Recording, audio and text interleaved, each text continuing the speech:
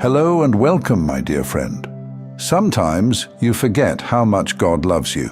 Not because you stopped believing, but because life got noisy. Responsibilities, opinions, small frustrations, they pile up until you start to feel ordinary again. But you're not. There's nothing ordinary about someone God has handpicked with precision.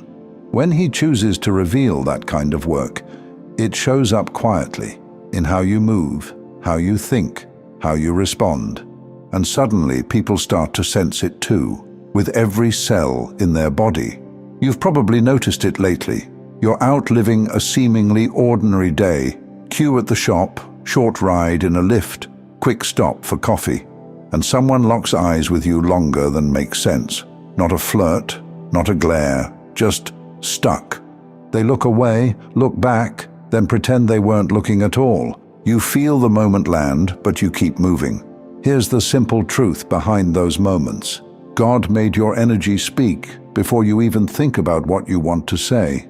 People don't know what to do in that moment, so it shows up as hesitation. A waiter gets overly polite.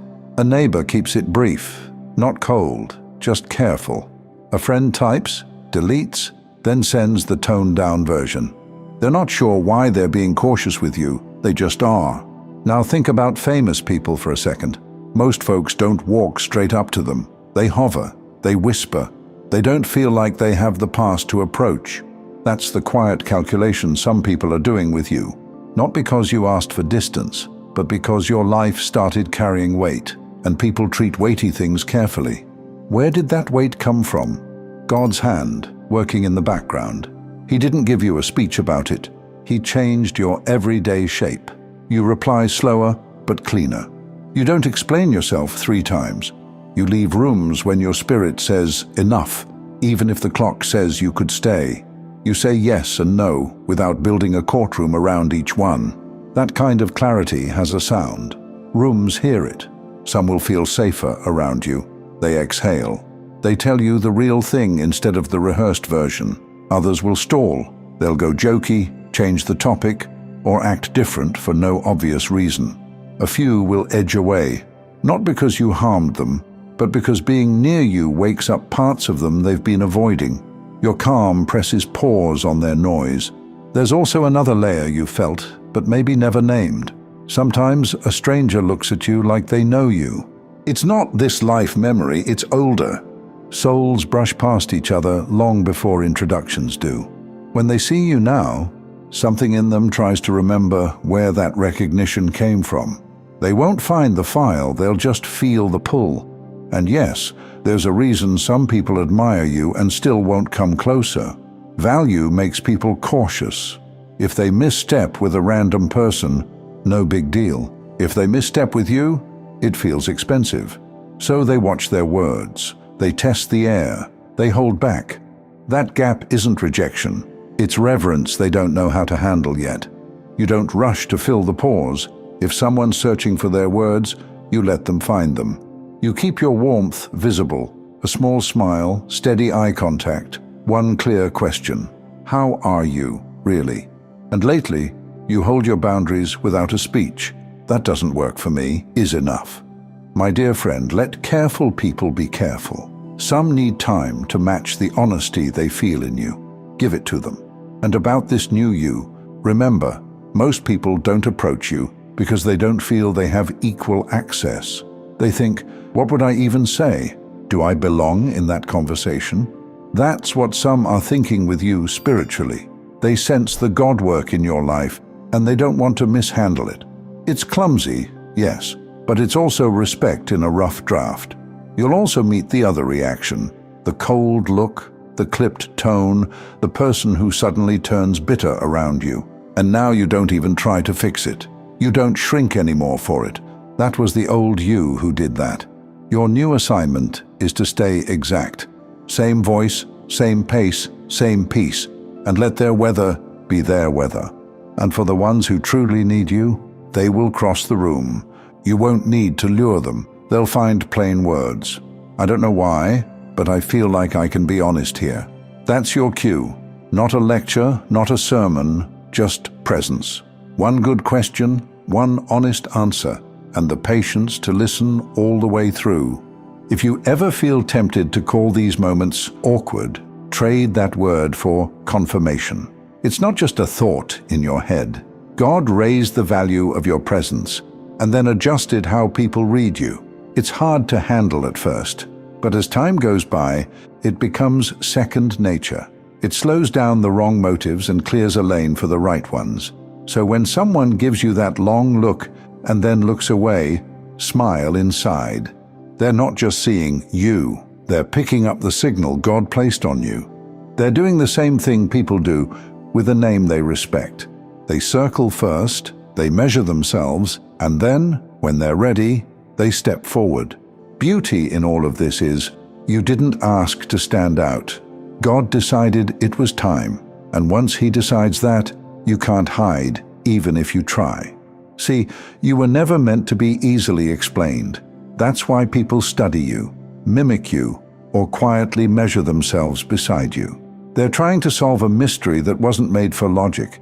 It was made for faith. But here's something I want you to remember. You're not responsible for how others react to your light.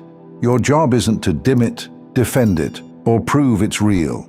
You'll just keep walking in it, naturally, humbly, consistently. You've paid for this peace. You reach this steadiness through confusion, heartbreak, rejection, and long seasons of silence, where God seemed far but was beside you all the time. That's why your yes carries more power than your old explanations ever did. So when people watch you from a distance but won't come near, don't internalize it. That distance is proof that what's on you has weight. God made sure the right ones will feel permission and the wrong ones will feel resistance. That's divine order, not social awkwardness. Some of them will come around later, when they realize you weren't unreachable, just unavailable to what used to drain you. They'll approach gently, and when they do, you'll meet them with kindness, not ego. Because by then, you'll understand, their hesitation was never rejection. It was reverence trying to mature. And those who still turn cold, let them.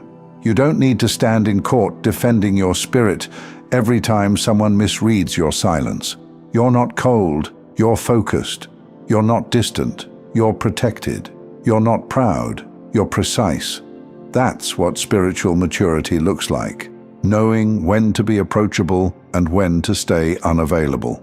You've learned that not every hand extended deserves to be held, and not every invitation deserves your presence. Your time, your peace, your clarity, they're sacred currency now. And the beauty of it is, you found out you don't have to force respect anymore. But if you ever wonder why your circle feels smaller, know it is the nature of this season. God trimmed distractions disguised as friends, and noise disguised as connection. He's making sure what reaches you next is aligned with where He's sending you. This is why your presence feels like pressure to some and peace to others. You've become both the reminder and the invitation. To one person you represent hope, to another accountability, to another proof that obedience pays off. Same you, different mirrors. And yes, that can be lonely sometimes. You can feel surrounded and unseen at the same time. But understand this, being seen by God is heavier than being understood by people. He's the only one who can interpret the weight you carry correctly. You've reached the point where silence speaks louder than defense, and presence does what arguments can't. That's not arrogance, that's true alignment. You've learned to let God do the explaining, because He will. So keep showing up the same way you do recently, steady, kind, confident, without trying. Let people take their time adjusting to the new you. Some will warm up, some will fall away. Neither changes what God already settled about you. And when you feel that familiar stare, in a store, a meeting, a random passing moment, don't roll your eyes or shrink. Smile inside again, because it's still happening for the same reason. They're not staring at you. They're reacting to what God is doing through you. You've become evidence that He's real, that He can take someone ordinary, run them through silence and surrender, and send them back glowing with peace that can't be bought. So walk on. Carry it lightly, but don't hide it. You've spent enough years explaining yourself to people who weren't meant to understand you. This is your season of quiet proof. You don't need to make anyone comfortable anymore. You just need to keep being what God built. Steady, different, undeniable. Because whether they admit it or not, they don't just see you, they feel you. And that feeling is the reason they hesitate, whisper, and stare. The same reason they want you, but fear you. Before you go, if you'd like to sit in this same peace a little longer, I've created a place for that. My second channel, Simplified Serenity. It's filled with worship instrumentals made for prayer, meditation, and stillness. A quiet space for your heart to breathe, rest, and connect with God. Just tap on the playlist on your screen. I'd love to see you there.